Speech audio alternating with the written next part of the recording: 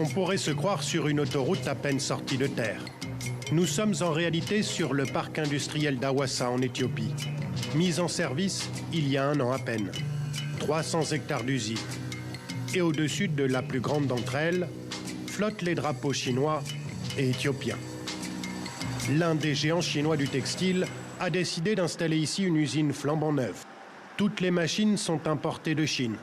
Plus de 500 employés éthiopiens et quelques dizaines d'expatriés, chinois forcément. Ça, c'est prêt à être livré.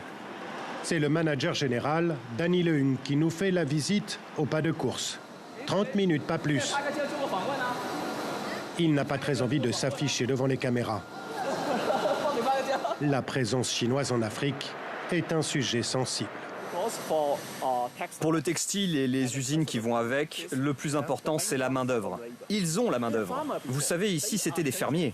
Ils sont en train de faire leur révolution industrielle. Oui, c'est ça. Une main-d'œuvre abondante et surtout bon marché.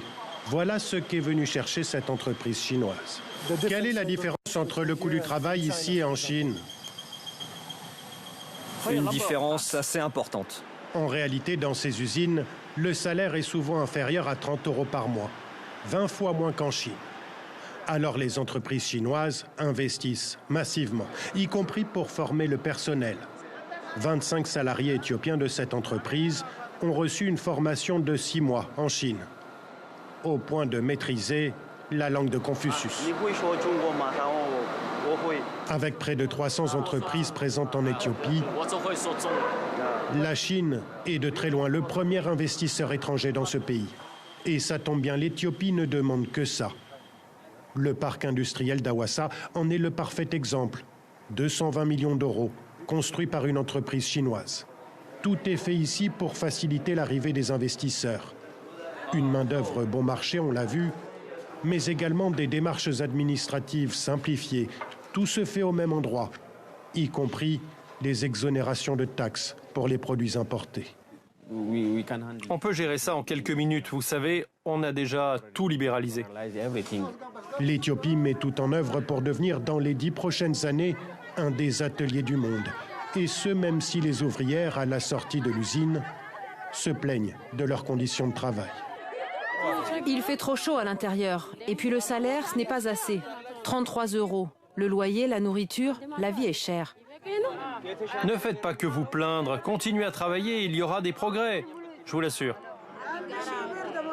La Chine a clairement choisi l'Éthiopie pour délocaliser une partie de ses usines et de sa production. La Chine qui a dépensé beaucoup d'argent. Car c'est un fait, les deux pays avancent ensemble. Les entreprises chinoises sont absolument partout en Éthiopie pour construire des routes, des trains et donc des parcs industriels. Dans les prochaines années, il devrait y en avoir pas moins de 12, pilotés par l'État éthiopien. Les usines chinoises s'installent, continuent de produire à bas coût, alors d'une certaine façon, la Chine n'est-elle pas en train de racheter l'Éthiopie? Les autorités locales s'en défendent, elles affirment profiter elles aussi de la situation. Vous savez, les Chinois sont en train d'exporter environ 80 millions d'emplois, des emplois industriels. Et nous, on veut en récupérer une quantité importante grâce à une coopération étroite avec eux. L'industrie ne représente encore que 5% de l'économie éthiopienne. Le pays entend créer 2 millions d'emplois dans ce secteur d'ici 2025. Une révolution industrielle à marche forcée au fort accent chinois.